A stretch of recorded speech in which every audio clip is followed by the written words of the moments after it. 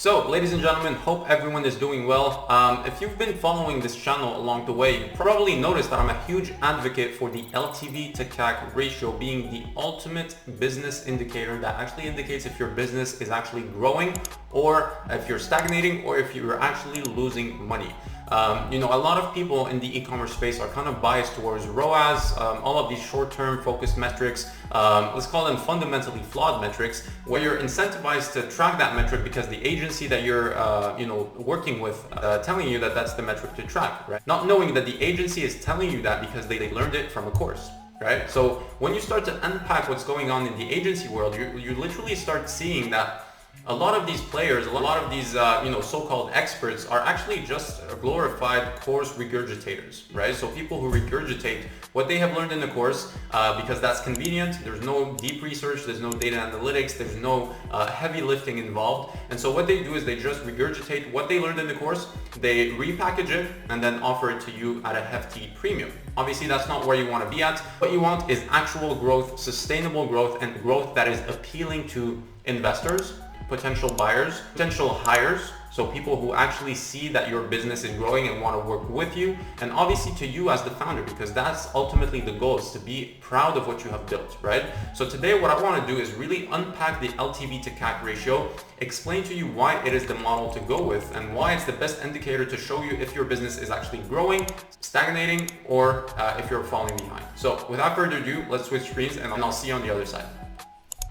All right, ladies and gentlemen, so we are back. What I wanted to do is really give you a visual rundown of what the LTV to CAC is. So when we talk about LTV to CAC, obviously, excuse my writing, but when we talk about this ratio, it's essentially the lifetime value, obviously, divided by the customer acquisition cost. So ultimately, what we want to understand it as is being the ratio of the value that you're extracting from your customers throughout your entire relationship with them, divided by the customer acquisition cost, which is the cost that you pay ad platforms, or if you're actually employing someone to post on your organic marketing strategy, or if you have a team member that is actually paid to optimize your organic marketing strategy. That can also be factored in as a CAC so that you have a blended average of your where your money is going, essentially. So what we say in the industry, a really healthy benchmark to keep in mind is to have that ratio sitting above a 3.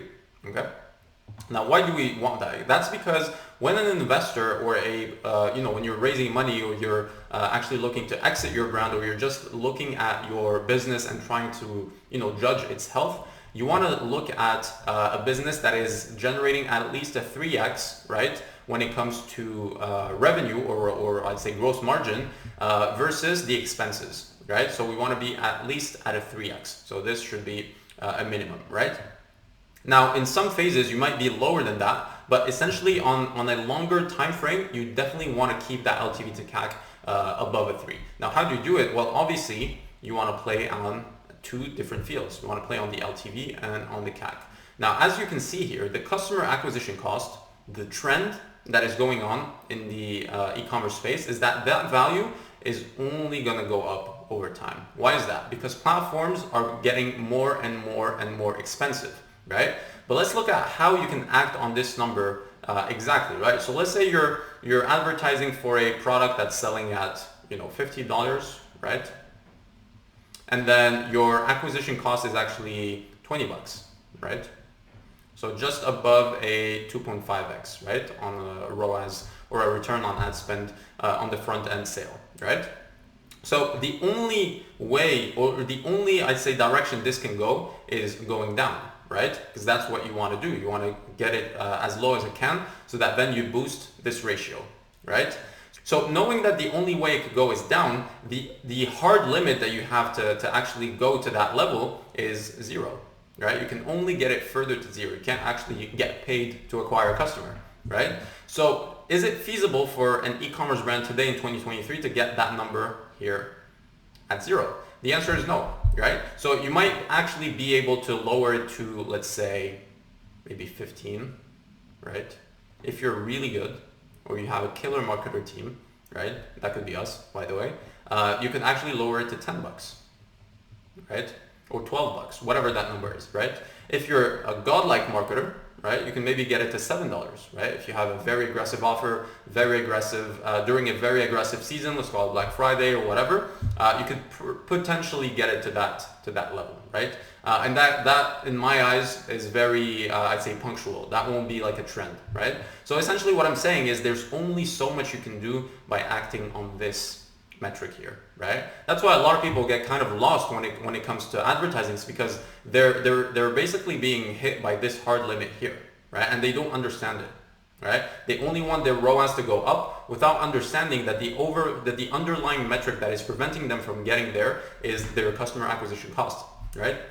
And not knowing that basically puts you in a position where you're stressed, you don't know what's going on, you're blaming the agency you're working with because obviously they're not delivering, they don't know why they're not delivering, it's just a total mess, right? However, if you're smart, which you should be if you're watching this video, you should also be acting on your LTV, right? That is definitely a metric that you want to play on. The only thing is that this metric acts differently than the CAC, right? So this can only go up, right?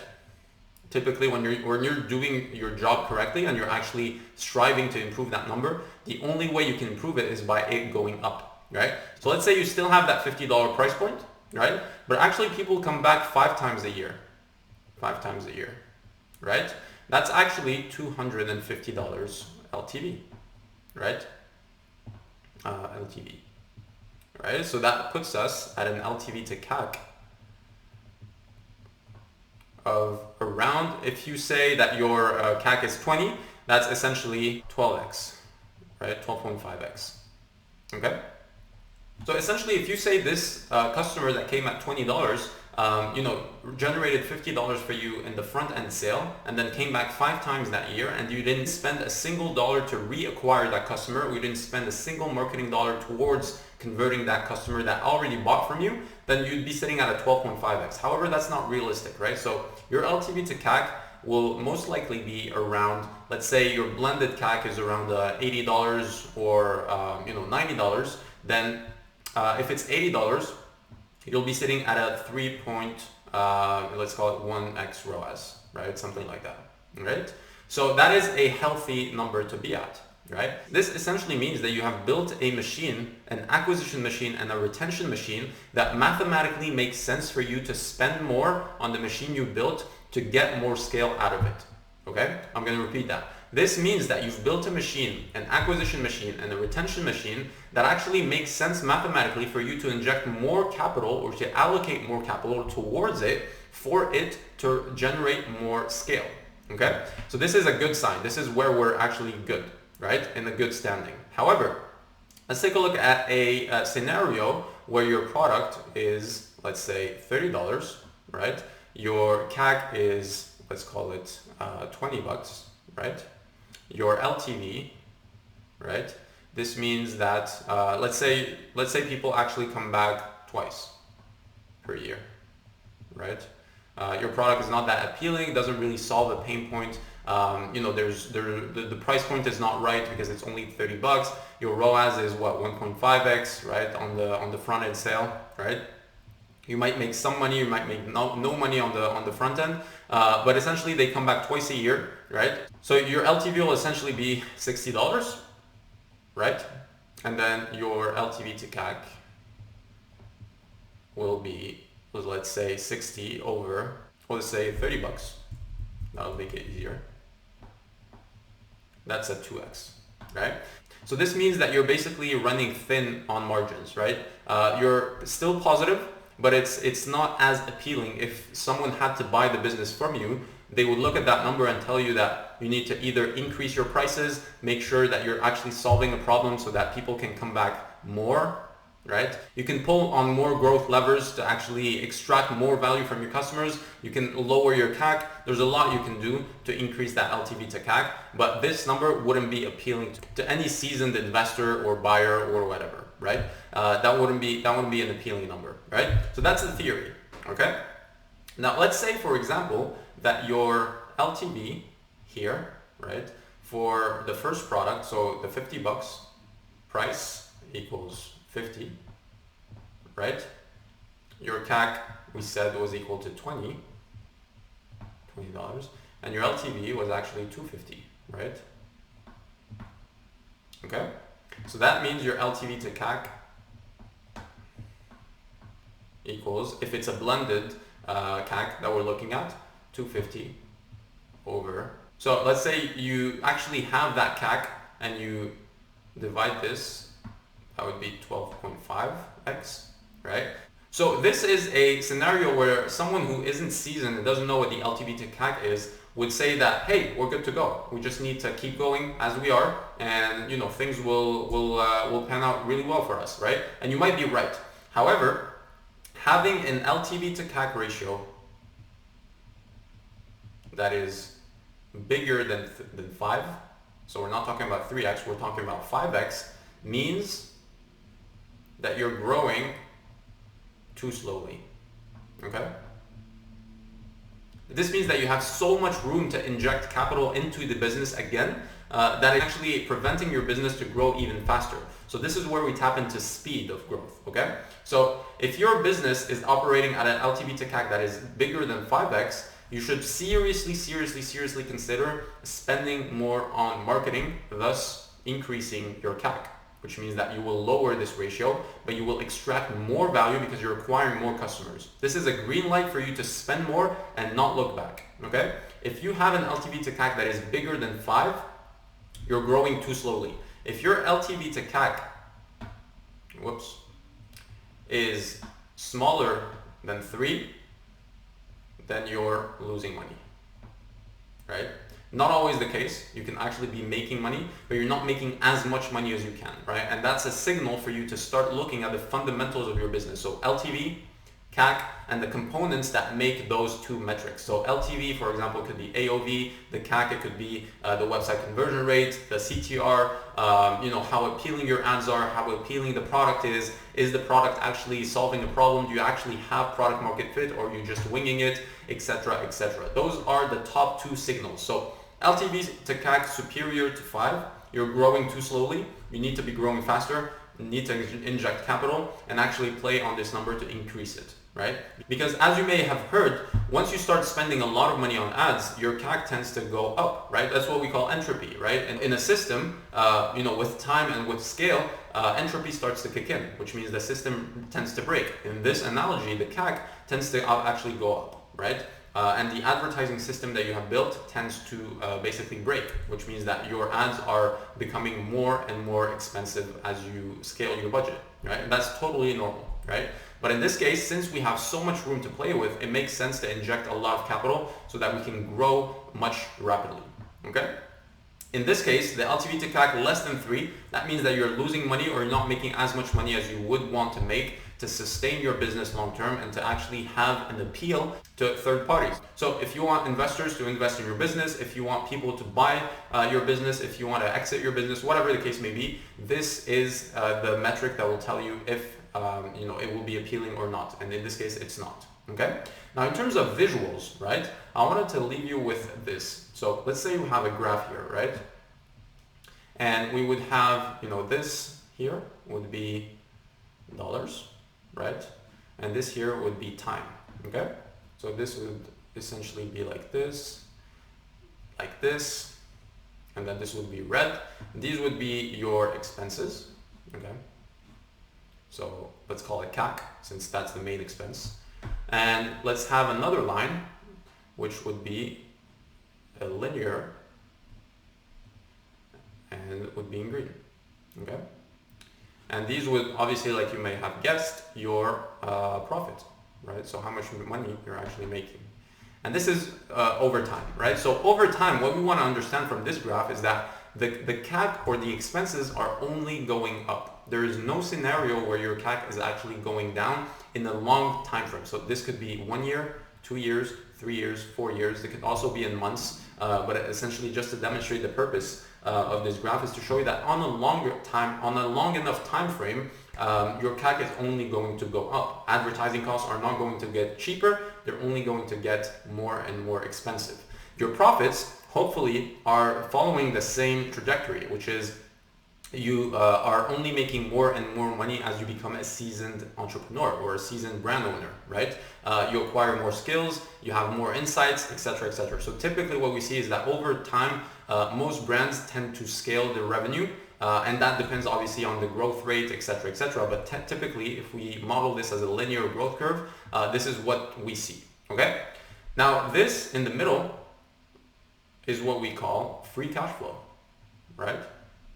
It's essentially how much free cash flow you have at your disposition once your main expense, which is marketing, has been dealt with. And you can model this with all your expenses, by the way, but just for the simplicity of this argument, we want to model it with profit and CAC. So this is essentially the value you're extracting in pure profit from your customers, okay? Most brands operate with a model like this, and this, as you might have guessed, is the LTV to CAC that is less than 3, okay? Now, if we do the same thing, let's take the same thing, okay? All right, now let's take the same scenario, right? Where your expenses are linearly growing up, right? But in this case, let's call it a LTV to CAC that is bigger than 3, and you'll see what I mean by that. So essentially what happens is when you start advertising, your expenses and your profits are going to be very, very, very close, right? And that's because you're testing new offers, you're testing new angles, you're testing new ways to advertise your products, etc., etc., new audiences to tap into, new platforms, etc., etc. So once you start getting out of the initial traction phase, that's where the fun begins, because if you have an LTV to CAC ratio that is optimized and that is mathematically sound, which is obviously an LTV to CAC bigger than 3, then you start creating more and more and more detachment from your expenses, right? And this is obviously, so if we take this here, this will be profit. And this is essentially what we call free cash flow. But what I like to call it here is freedom. This is freedom to reinvest in your business. Call it reinvesting in a better marketing department, hiring the best marketer you can hire, taking care of your team already, paying yourself more, investing in R&D, investing in product development, investing in a lot of different things, right? And that gives you the freedom to say, okay, let me take a step back and actually analyze my business objectively, because now we have a treasure chest that is generated every single day because our business is mathematically sound, right? And that is what I call freedom. So once you start getting that step back and really analyzing your business objectively, you can then allocate capital like a general that would allocate money in war, right? You would allocate it to have the best impact towards your business. And that is exactly the position you want to be at when it comes to running your e-commerce brand, is to understand that if you don't have your LTV to CAC bigger than 3, you'll most likely operate in this realm. And this is a very emotional, stressful, and kind of draining reality to live in, right? When you're only operating on slim margins, you have no room to make mistakes, no room to be innovative. We all know that innovation comes from making a lot of mistakes and trying a lot of things.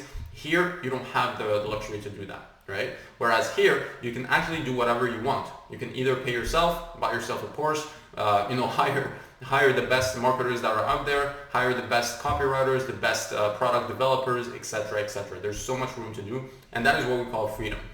So, ladies and gentlemen, hope you have enjoyed this one. This is a very, I'd say, simplistic view to look at the LTV to CAC ratio, but I think for beginners that don't know exactly what makes a great e-commerce brand, I think this is a very, very, very good step into understanding what will generate true, sustainable, and long-term growth for your business in the long term, and make sure that you're never in a situation where you're operating with very slim margins, but instead you're operating in the place of abundance and the place of prosperity where you can allocate capital where you see fit. Hope you enjoyed this one, and I'll see you on the next video.